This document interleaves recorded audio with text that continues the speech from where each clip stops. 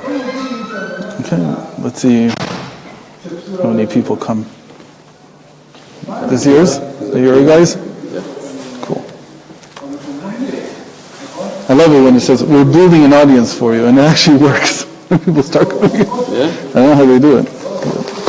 I guess they promise them candy or something.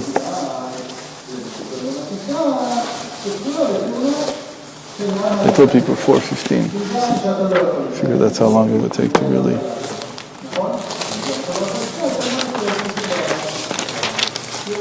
Herschel Greenberg. Hi, Herschel. It's a whole new world out there. Brave new world.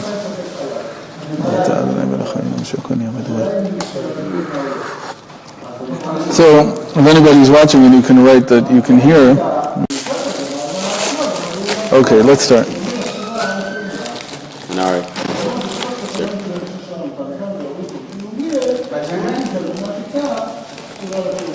Wow, yeah. Shalom Avi, מה נשמע? Okay. Rabbi, introduce to the Chavra. Yep, so this is Ari what? Dubrovsky. That's Ari Edson, and that's Akiva, what? Becker. Your name? Moshe Genut. That is you. That's me. Yeah, you're live now. And all those people. Okay, so we're learning the Dibur Maschil, Vela Mishpatim Mishatosim Lifneihem. So I guess we're learning this because we want to finish it within 2 weeks. Right, that's the idea? You don't have one? I said, when I read, I have to read in Hebrew, because it's too difficult for me to try to daven it. So you'll excuse me and... Okay. So what's special about this parsha? It's the first parsha after Matan Torah, right?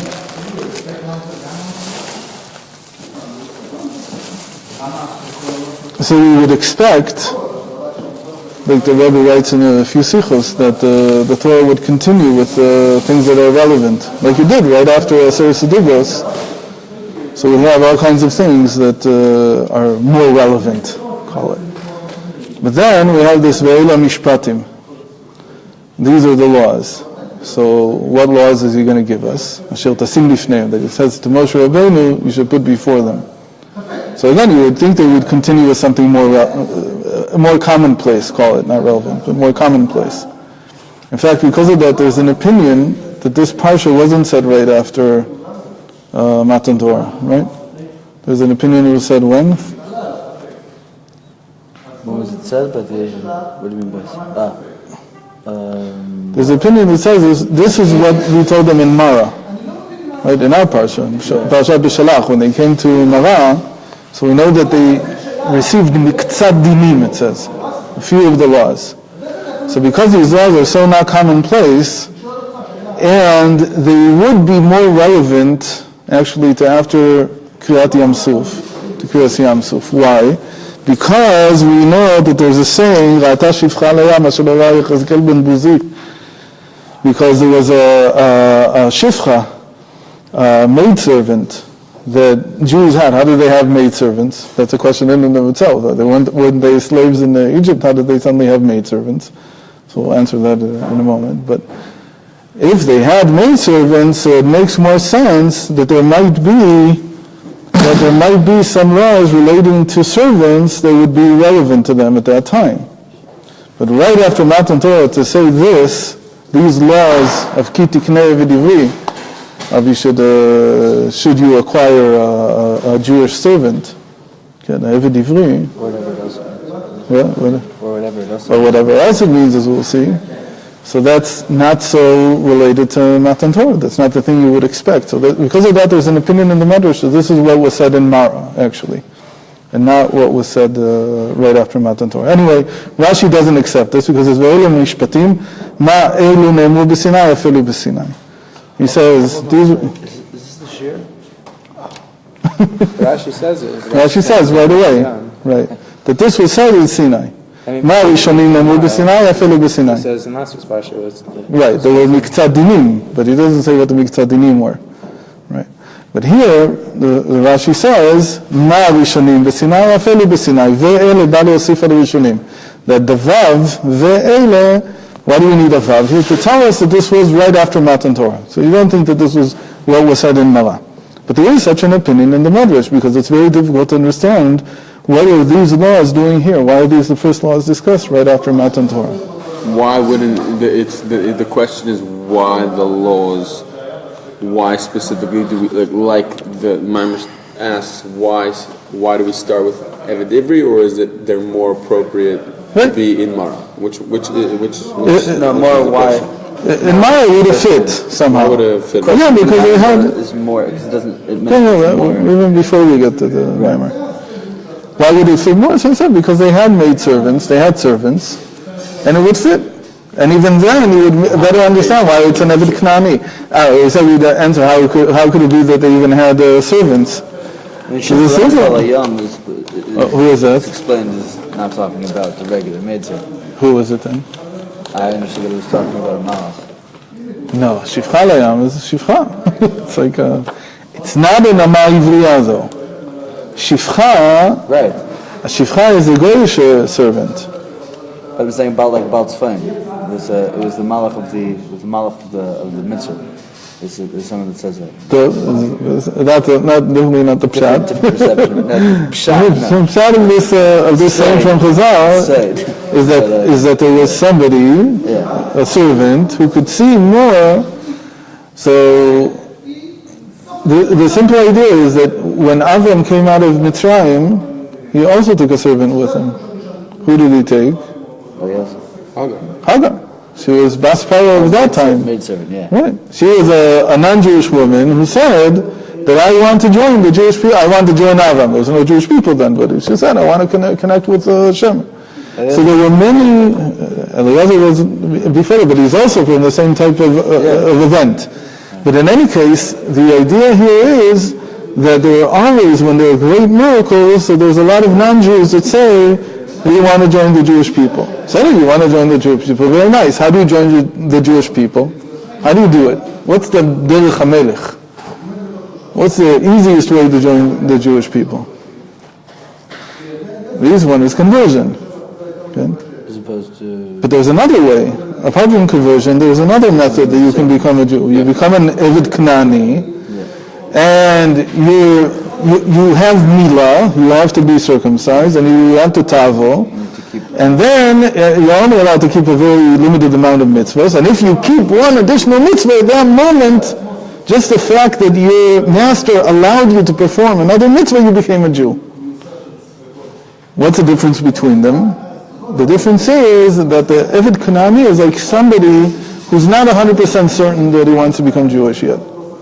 He wants to see if this is for him. So we say, look, if you want to see what it's like to be a Jew, you have to live with the Jewish family. But you can't live with the Jewish family if you're just another non-Jew. So accept that you're an Eved Kanani, you'll do everything for us. That way you learn, you'll see what it is. And if you decide that you want to, then it says in the Mechilta, Megalvilim imo shana shlema. That we wait for him a whole year to decide, does he want to or does he not want to? That's really the purpose of Eved Kanani. Like everything else, it can be abused. It can become like there's a slave in the house. But the real purpose of an Eved Kanani is to see, for the person, for the non-Jew, to see whether he wants to join us or not. That's really the thinking behind it. There's also a big difference between them. Because he's already seen what it's like, we don't ask him whether he wants, he doesn't go through the usual conversion. We never ask him to profess that he's going to keep all the mitzvahs. It's very interesting. It's interesting that the 1930s, 1940s, and also in the 1930s and 1940s of real-time creation is when servants actually started being. Okay. Just the second 1940s was a negative. Well, not 40s, but that area was the negative connotation. Okay. So now let's see what the Rebbe says. ומדייק בזה כך אדמו"ר הזקן בתורה אור ריש פרשתנו. So the Alter Rebbe in Torah Or says like this, צריך להבין לפני משמע לשון רבים. The verse says, "Asher tasim lifneim," you put these laws before them. V'chi tikneu l'shon yachid. But then when it starts saying the laws themselves, it switches to singular. It says, "Chi tikneu eved ivri." V'avel elemeimar ki yiknu eved ivri. So it says, since you're putting it before them in the plural, you should put them before them. This law that should say then, if you in the plural would acquire a Jewish servant. Could you just elaborate a little more on the diktuk? On the... It's just a question in plural and singular. We'll see in a minute. Some other things are connected to the diktuk. That's the first question that we asked. Why does it start with this din, with this law of Eved Ivri? וזהו גם כוונת המדרש על הפסוק באומרו אני קניתי אתכם במצרים דבר תם התחלת ואלה משפטים בדין עבד עברי. In the Medrash Rabbah, it's not the very first Medrash, it's the fifth one, it's the fifth paragraph there. So he says what's the connection? He doesn't ask the question what's the connection, he just says the reason that he's starting with Eved Ivri is because in the same way that Hashem bought us, acquired us, as it were, by taking us out of Mitzrayim, in that sense, we also have a chance to acquire a Jew. How do you acquire a Jew? When he's bankrupt, and you help him by taking him into your home, and actually that's how he becomes a servant. What? Okay, only a person who's mamash upright, an outstanding person could get an Eved Ivri. It was like sort of like vouching for him in court, and assuming all his responsibilities, all his monetary responsibilities, everything that he owed, and then he would come to work for you for up to 6 years. So to get things started, so right away we have to say this is a very special parsha. Why? Because just the words Eved Ivri equal Mashiach. So this is one of the most beautiful parshas that has a tremendous connection to Geulah. And it's clear why, because what is it dealing with really? What is it really asking this parsha? It's not just telling you the laws of how you acquire. It says if you have acquired, here is how he becomes free. Okay? The focus is not on the laws of Eved Ivri. It's not about how are you supposed to treat him, what happens if you by mistake hurt him or do something like this to him, and what does he get in compensation and all these things. It's talking solely about how does he become free. And that's also true about the Ama Ivriya. Same thing. How do you become free? What does it mean?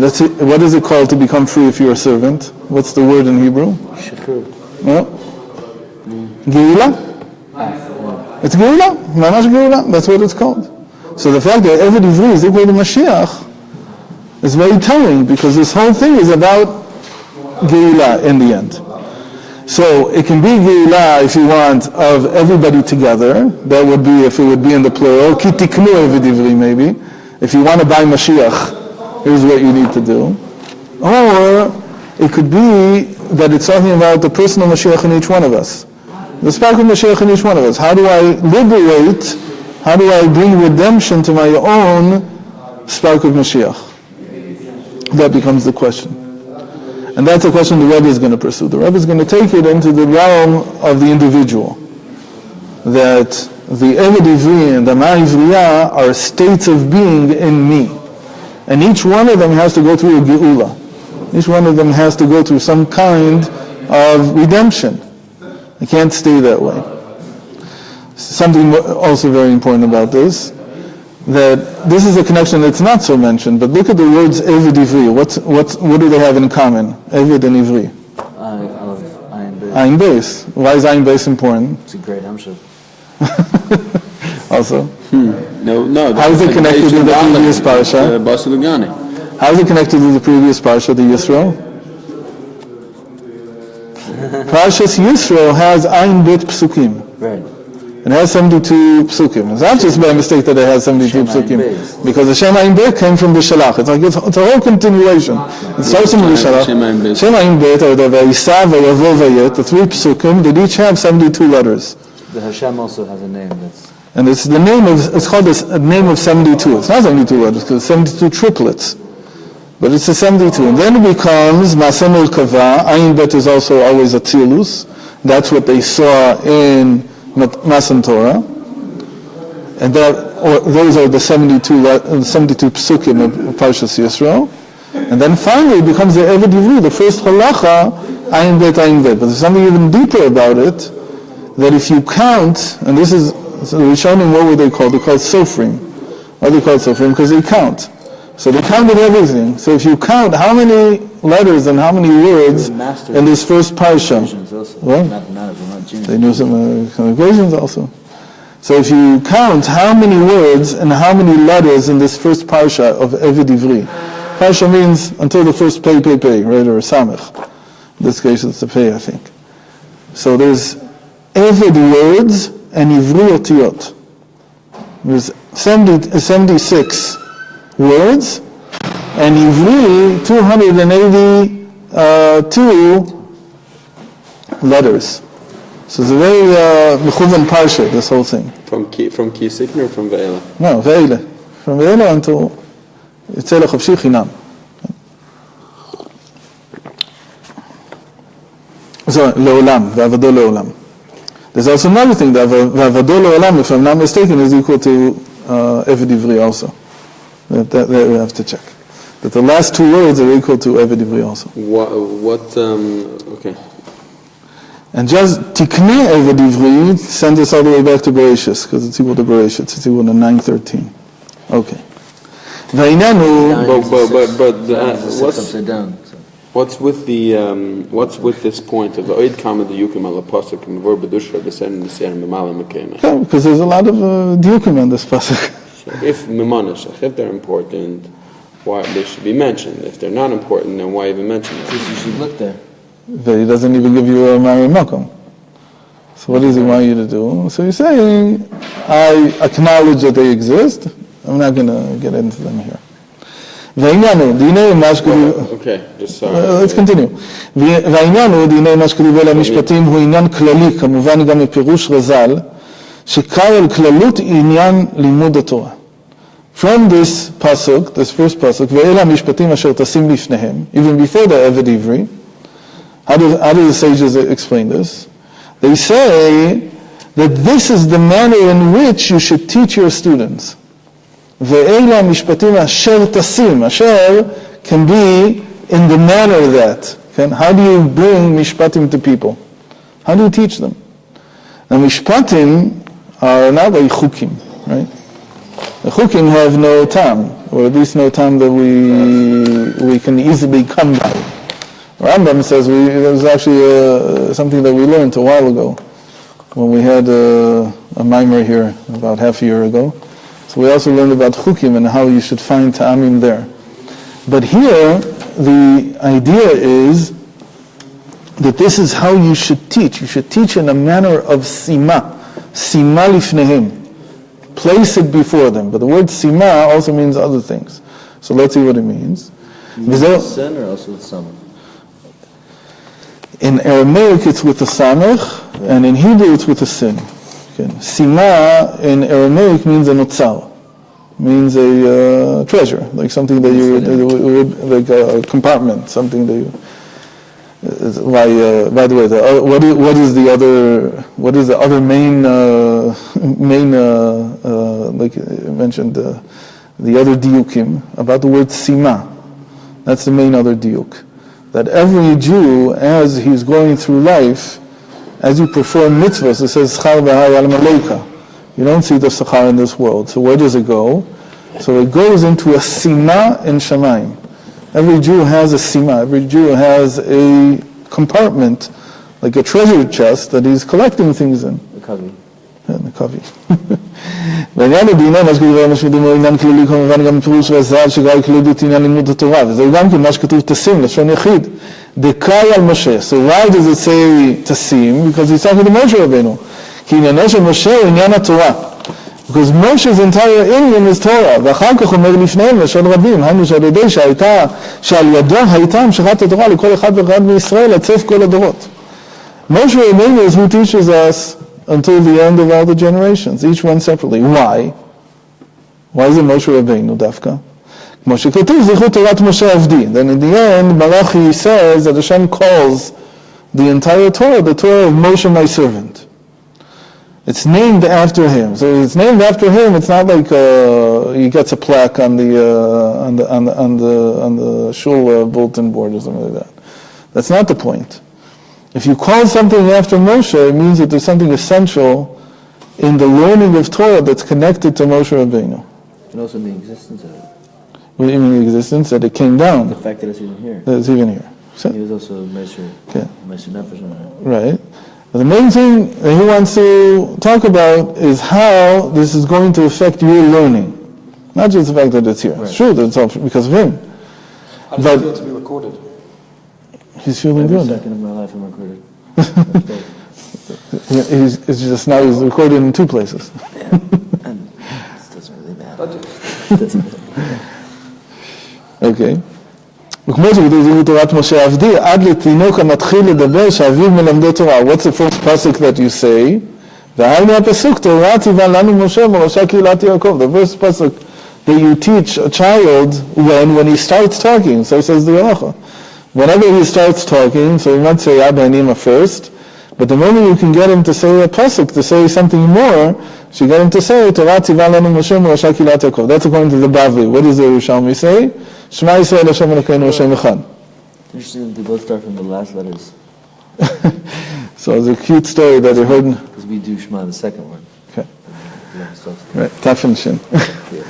So, it's a very interesting point. There's a cute story that I heard from Rav Steinsaltz. I mentioned him just so that we can say Yeh Bari. Have a refuah shleima, Chaim Chaim. That he told me that when he was a little baby, his parents weren't from. But his grandmother was the one who took care of him most of the hours of the day because his parents were working. His parents were like socialists, communists, mamash, without any connection to anything. So his grandmother would watch over him, and she kept repeating to him something about he couldn't understand. He said, I couldn't understand for a long time why Moshe was a Russia.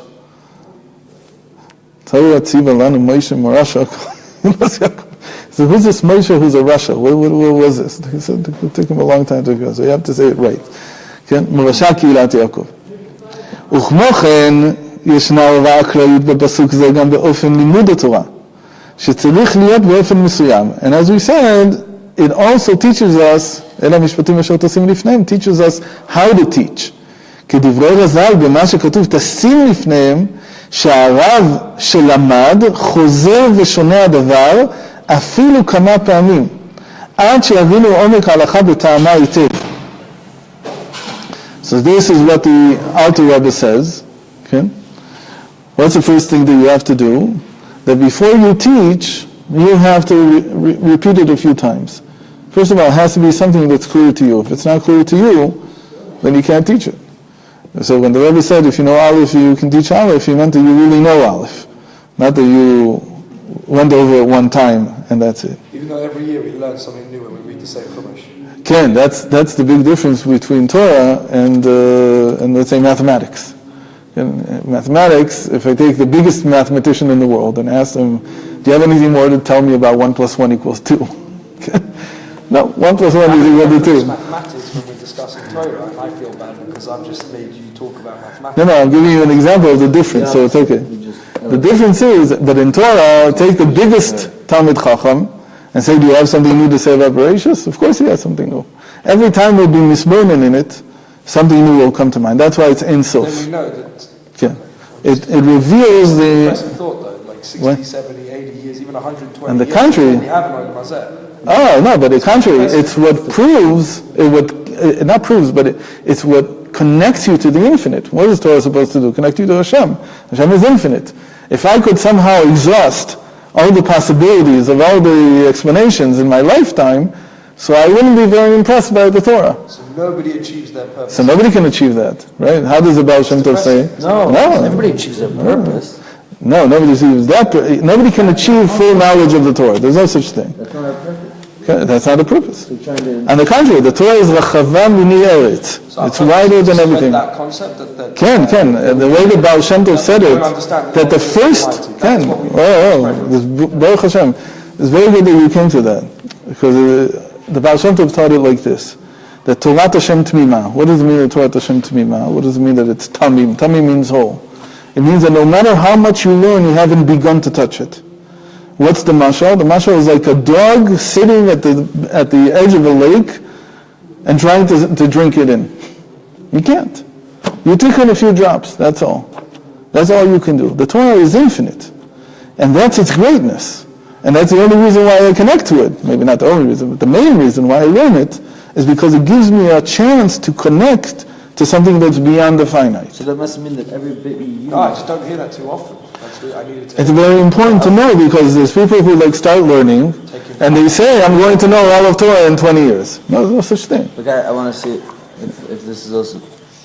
that. So therefore, L'chera, every bit of Torah that you do spread, you do share to people... Contains an infinite also. So Right? Does that mean that you can't argue that, one second, your opinion doesn't count because you're not a Dayan? Could you say that? Yeah, there's people that know more. It's not that there's no knowledge. Of course there's knowledge. And there has to be some build-up of this knowledge. But in the end, it's infinite. That's why you can keep writing more books. There's two ways to understand the end of Koheles. So the way people usually read it is, be careful not to write many books. But that's definitely not the pshat. The pshat is, asot sfarim obey. Make many, many books.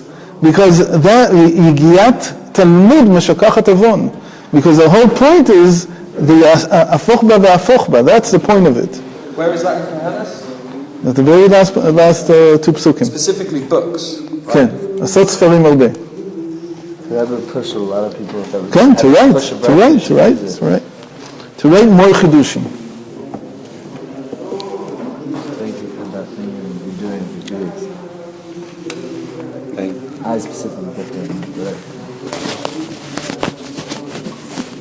Okay. It's one of the main things that Chassidus, that the Baal Shem Tov tried to free us from, is this, call it a rat race, that developed in learning Torah. That it becomes like somehow there's some line that you have to achieve, there's some level that you have to achieve. You learn because it's a mitzvah. And to learn Lishma, there was a big tzaddik here in Yerushalayim that You were on the story of Moshe Barash's Chassidut Yaakov. I was just referencing, if you want to go back. Oh no, it's okay. So anyway. Not a Russia. He's not a Russian. What was the story of the son? With Rav Steinsaltz.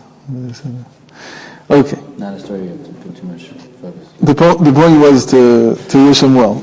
Yeah. Okay. Now he says,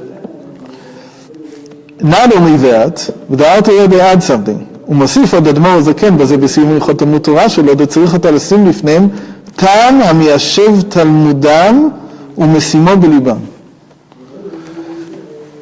What does it mean? So since we're on the topic and he mentioned it, how do you know Torah? What does it mean? What is it? It says that there's a mitzvah. You have to perform the mitzvah. So is performing the mitzvah of Torah, does it mean that I just have to learn day and night? Or is there some goal still? Right, so the idea of a gartel for a bacher is that it separates the top half from the bottom half. Yeah. A married man, it doesn't. So it's about being aware and aspiring to become like a balabos. Okay, but Is awareness a kav? Is that a challenge? not enough. No. Not enough. Awareness is... We need something. In the end, there is halacha. So we have to know, what do I need to know to perform the mitzvah? Is there some amount of knowledge that I do, a minimum? Not a maximum. Maximum, we said there's no maximum. But is there some minimum that when I have attained that, now it's considered that I've performed the mitzvah? So first of all, there's a part of the mitzvah that says, Vagita bo yomam v'layla. Part of the mitzvah says that even if you've attained this minimum, you have to continue learning. It's not like you're done. But there is some minimum. Where do I get the minimum from? I get it from the word Vishinantam levanecha, right? Vishinantam. What does Vishinantam mean? Says Rashi. Shiur divrei Torah shnunim umechudadim bepicha. She'im yishalcha adam lo tegamgam v'tomar lo. So it means that they have to be well versed in you, so that if somebody asks you, you don't stutter, and you can answer him right away.